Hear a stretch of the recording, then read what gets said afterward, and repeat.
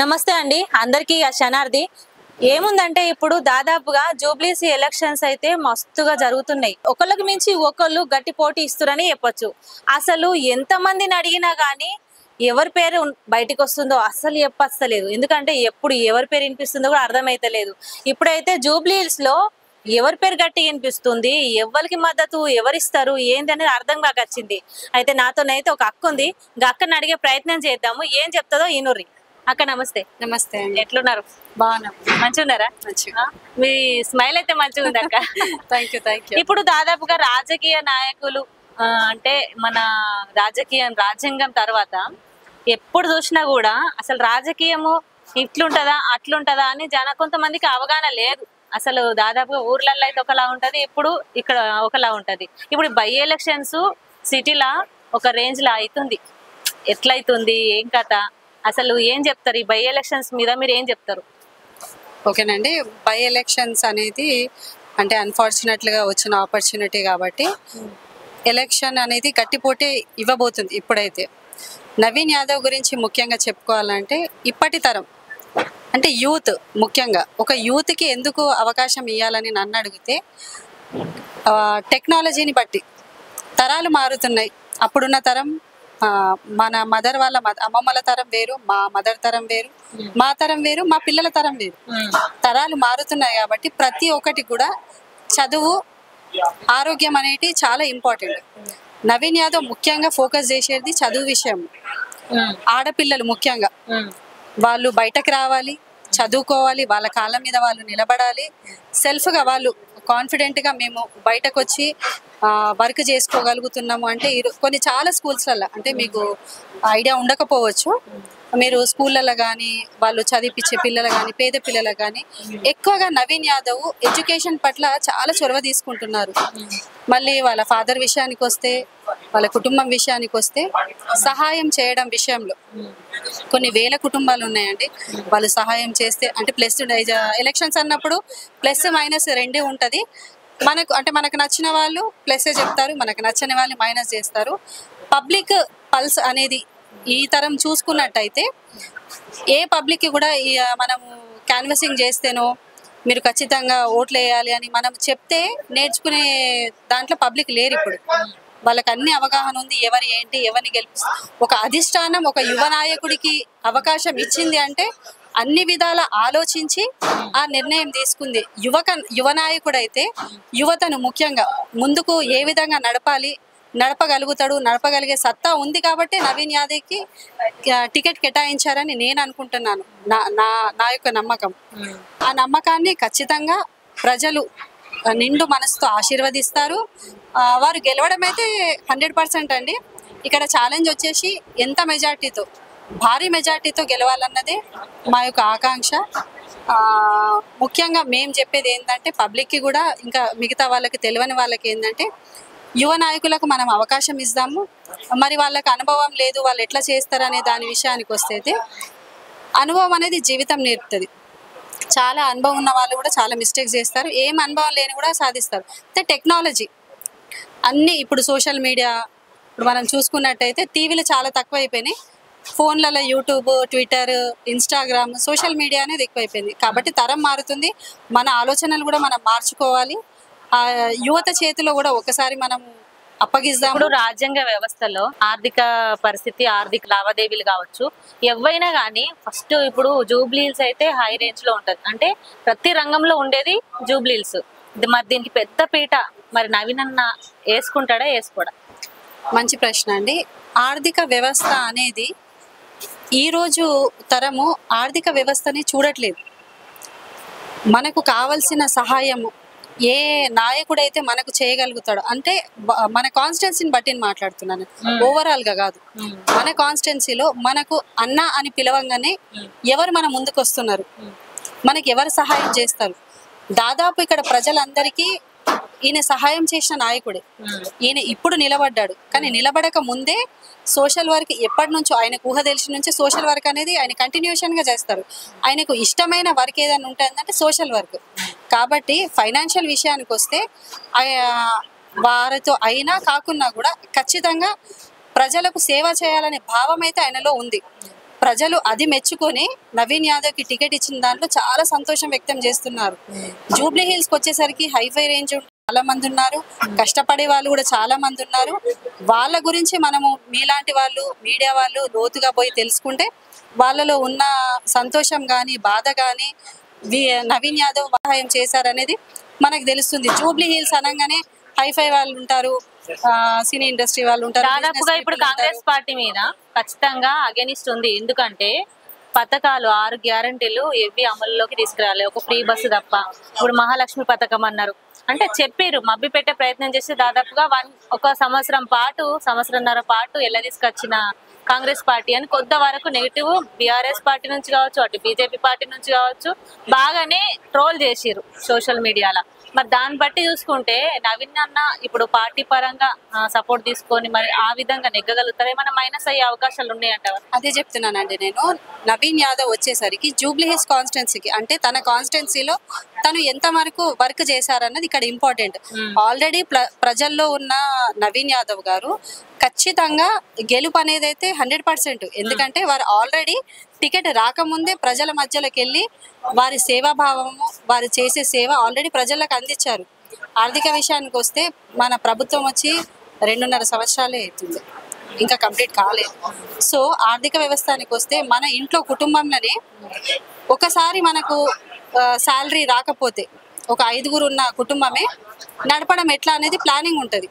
మరి ఒక రాష్ట్రాన్ని నడపాలంటే ముఖ్యంగా మనకు కావాల్సింది ఆర్థిక పరిస్థితి. తెలంగాణ ప్రభుత్వం దాదాపుగా మనని ఆర్థికంగా చాలా వెనుకబడి అప్పగించిన పార్టీ ఇది. సో రేవంత్ అన్న గారు వారికి ఉన్న దాంట్లోనే వారికి ఉన్న ఆర్థిక పరిస్థితులనే ఒక పర్మనెంట్ ప్రాజెక్టులు చేస్తున్నారు తను. ఇది ప్రజలకు అర్థం కానికి కొంచెం టైం పడుతుంది కావచ్చు, కానీ ఖచ్చితంగా అర్థమవుతుంది. ముఖ్యంగా చూసుకున్నట్టయితే పథకాల కంటే నా ఉద్దేశంగా నేను అనేది ఏంటంటే ప్రజలకు కావాల్సింది పర్మనెంట్ ఇన్కమ్, గవర్నమెంట్ ఉద్యోగాలు. రేవంత్ అన్న ఇచ్చినటువంటి ఉద్యోగాలు మన బీఆర్ఎస్ ప్రభుత్వంలో ఎక్కడ కూడా చూసుకోలేదు. ఎవరో ఇచ్చి ఎప్పుడో వచ్చి ఇచ్చే పెన్షన్ కంటే మనం సొంతగా నెల తిరిగేసరికి 1వ తారీఖు మన బ్యాంకులో వచ్చే ఆదాయం చాలా గొప్పదని నేను అనుకుంటున్నాను. సో కష్టపడి చదివిన పిల్లలందరికీ ఉద్యోగాలు రాకపోతే, ఒక్క కుటుంబంలో ఒక్క మనిషికి ఉద్యోగం రాకపోతే కుటుంబం అంతా సఫర్ అవుతుంది. అదే ఒక్కో కుటుంబంలో ఒక్క మనిషికి ఉద్యోగంలో వస్తే వాళ్ళ 10 కుటుంబాలు బాగుపడతాయి. ఏ ప్రభుత్వం వచ్చినా ఉద్యోగం అయితే తీశారు కదండి. టెంపరీ ఉద్యోగంకి గవర్నమెంట్ ఉద్యోగంకి చాలా తేడా ఉంటుంది. ఒక విత్తు నాటుతాం మనం, అది చెట్టుగా పెరిగి ఫలం ఇచ్చేటప్పుడే ఆ చెట్టు విలువ మనకు తెలుస్తుంది. సో రేవంత్ అనేది ఒక విత్తు ఇప్పుడు నాటినాడు, అది ఖచ్చితంగా చెట్టు అవుతుంది, దానికి ఫలాలు వస్తే ఖచ్చితంగా మనం తింటాం. ప్రభుత్వంలో ఒడిదుడుకులు ఉండొచ్చు, తక్కువ ఎక్కువ అన్నీ ఉండొచ్చు, ఆర్థిక సమస్యలు ఉండొచ్చు, అయినప్పటికీ వాళ్ళు ఇచ్చిన హామీలు ఖచ్చితంగా నెరవేరుస్తారు. మాకు ఆ నమ్మకం ఉంది. ఎందుకంటే 2.5 సంవత్సరాలలో వాళ్ళు ఎన్నో ఉద్యోగాలు మొన్న అంటే బీఆర్ఎస్ పార్టీ అటు బీజేపీ కుమ్మక్ అయ్యింది అని టాక్ నడిచింది. వాళ్ళిద్దరు కలిసి ఒక వ్యూహంతో ఇప్పుడు నవీన్ అన్న మీద మొన్న ఓటరు దాని గురించి కొంచెం కేసు వేయడం జరిగింది. అది ఎంతవరకు కరెక్ట్ అంటారు? నిజమే అంటే నిజంగా ఎంతవరకు కరెక్ట్ అంటావు? అంటే ఒక మంచి జరిగేటప్పుడు చాలా మటుకు చెడు వస్తూ ఉంటుంది. అంటే స్పెషల్గా బీఆర్ఎస్ బీజేపీ అని నేను మెన్షన్ చేయట్లేదు, పార్టీలు ఎవరన్నా కావచ్చు అని. మంచిని అడ్డుకునే ప్రయత్నం మటుకు చాలా మంది చేస్తారు, కానీ ఎప్పుడు విజయం మాత్రం మంచిదే అవుతుంది. ఇది ఖచ్చితం. మనము తరతరాల నుంచి చూసుకుంటా వచ్చినాము, ఇప్పుడు కూడా చూస్తున్నాము. మంచి అనేది చివరికి గెలుస్తుంది. అదే ఖచ్చితంగా నవీన్ యాదవ్ విషయంలో కూడా అదే అవుతుంది ఖచ్చితంగా. ఎందుకంటే వారు స్వచ్ఛందంగా సేవ చేసేవారు, వారు స్వచ్ఛందంగా సేవ చేయాలని పార్టీలోకి వస్తున్నారు కాబట్టి ప్రజలు ఖచ్చితంగా వారిని భారీ మెజార్టీతో గెలిపిస్తారు. ఇది మనమందరం మళ్ళీ సెకండ్ ఇంటర్వ్యూ కూడా తీసుకోబోతాం. నా నమ్మకం అయితే పక్కా గెలుస్తారంట. ప్రభుత్వాలు ఏ ప్రభుత్వాలు వచ్చినా ఏం చేసినా ఎలక్షన్స్ విషయంకి వస్తే ఈరోజు ప్రజల్ని చూసుకున్నట్టయితే నోటుకు మందుకు బిర్యానీకు అమ్ముడుపోయే రోజులు పోయినాయి 100%. ఇది లాస్ట్ ప్రీవియస్ ఎలక్షన్లోనే తెలుసుకున్నాం మనం. ప్రజలు ఏదైతే ఖచ్చితంగా నిర్ణయించుకుంటారో మేము ఇది చేయాలనుకున్నప్పుడు మనం ఎంతమంది వెళ్ళి ఎంత మార్చే ప్రయత్నం చేసినా వారు మారరు. ఇది నవీన్ అన్న విషయంలో ఆల్రెడీ పబ్లిక్ డిసైడ్ అయిపోయింది. ఖచ్చితంగా నవీన్ అన్నే మాకు కావాలి. నవీన్ అన్నటువంటి నాయకుడు వస్తే మా పిల్లలకు చదువు విషయంలో కానీ ఇంకా ఏ విషయంలో కానీ మేము పిలవంగానే అన్నాని వచ్చే మొట్టమొదటి వ్యక్తి నవీన్ యాదవ్ గారి అని వాళ్ళు డిసైడ్ అయిపోయారు. రానున్న రోజుల్లో ఇది ఓటుకు నోటు మందు ఇదంతా మారుతుంది అంటారా? మారబోతాయా? ఆల్రెడీ 100% మనము ప్రీవియస్ ఎలక్షన్ లో చూసుకున్నాం. ఓటుకు నోటు మారిందని నేను అనుకుంటున్నాను, నా సొంత ఒపీనియన్ అయితే. ఎందుకంటే మీరు అన్నట్టుగా అన్ని పథకాలు ఇచ్చారు కేసీఆర్ గారు, మన మాజీ సీఎం గారు అన్ని పథకాలు ఇచ్చారు. మరి నిజంగా ఆ పథకాలకు ప్రజలు నిజంగా సంతోషపరిచి ఉంటే, సంతృప్తి పడి ఉంటే, ఇప్పుడు మనం కాంగ్రెస్ ప్రభుత్వాన్ని చూడలేకపోతుంటే, కాంగ్రెస్ ప్రభుత్వాన్ని చూశారు అని అంటే దాని వెనకాల ఓటుకి, బిర్యానీలకు, మందుకు ప్రజలు అమ్ముడు పోలేదు. వాళ్ళు మార్పు కావాలనుకున్నారు. అన్ని విధాల మనకు సాటిస్ఫాక్షన్ అయినప్పుడు, అన్ని విధాల మనం తృప్తి పడ్డప్పుడు మళ్ళీ మనము వేరే ప్రభుత్వం ఎందుకు ఎంచుకోవాలి? అవసరం లేదు కదండి.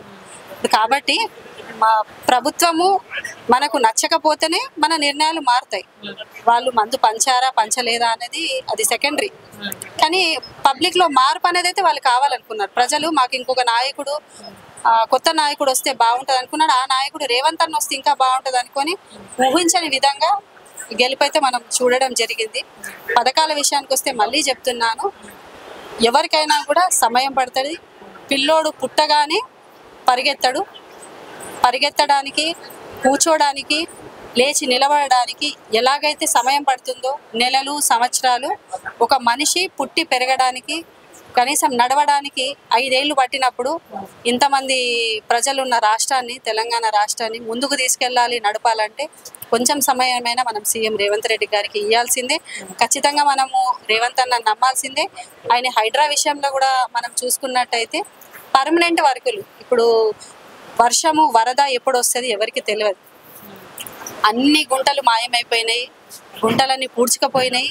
వాటి మీదనే బిల్డింగ్లు, బడాబాబులు, అన్ని హైఫై. రాజకీయ నాయకులు పార్టీలు మారుతూనే ఉంటారు, అటు ఇటు దుంకుతుంటారు. కానీ ఇప్పుడు బై ఎలక్షన్స్ నిజంగా ఒక పోరు సృష్టించింది, ఒక పోరాటం ఎట్లనో అట్లా చేస్తున్నారు. 100%. ఇప్పుడు మళ్ళీ ఆ పార్టీలు కానీ ఈ పార్టీలు మళ్ళీ మారే ఛాన్సెస్ ఉన్నాయంటావా? లేకపోతే రాజకీయాలు విచ్ఛిన్నమయ్యే పరిస్థితి కనిపిస్తుందా ఈ జూబ్లీస్ ఎలక్షన్? అది ఎవరి వ్యక్తిగత విషయం అండి. ఎందుకంటే ఒక పార్టీని వీడి ఇంకో పార్టీకి రావాలా అనేది వారి సొంత నిర్ణయం. ఈ రోజులలో మీరు వెళ్ళి మీరు ఈ పార్టీకి రండి అని అంటే ఎవరు వచ్చే రోజులు పోయినాయి. అవి వాళ్ళు సొంతగా తీసుకునే నిర్ణయం, అది వాళ్ళ వ్యక్తిగత విషయానికే వదిలేస్తాం మనం. కానీ ఈ బై ఎలక్షన్ అనేది కాంగ్రెస్ ప్రభుత్వానికి కావచ్చు, నవీన్ యాదవ్ కావచ్చు, ఒక మంచి ఆపర్చునిటీ అని నేను అనుకుంటున్నాను. ఒక మనిషికి, ఒక యువ నాయకుడికి వెళ్ళి ప్రజలకు నేరుగా సేవ చేసే అవకాశం పొలిటికల్లోనే ఉంటుంది. అంటే కొన్ని విషయాలలో, అంటే మీరు సోషల్ వర్క్ చేయడానికి ఖచ్చితంగా పొలిటికలే అవసరమా అని అనుకుంటే, కొన్ని విషయాలకు మనం చూసుకున్నట్టయితే కలెక్టర్ ఆఫీస్కి కానీ, లేదా పోలీస్ డిపార్ట్మెంట్కి కానీ, ఇంకా వేరే ఏ డిపార్ట్మెంట్కి వెళ్ళాలన్నా ఒక రాజకీయ నాయకుడు అక్కడ వెళ్ళి పోరాడితే సమస్యలు అనేది కొంచెం తేలిగ్గా పరిష్కారం అవుతుంది. అంటే ఒక బలం ఉంటే ఇంకా బలహీనులను ఇంకా బలవంతులను చేయొచ్చు. ఒక ఆయుధం లాంటిది ఒక పోస్ట్. ఏంటంటే ఒక మనిషి గెలిపోయిందంటే ఒక ఆయుధం లాంటిది.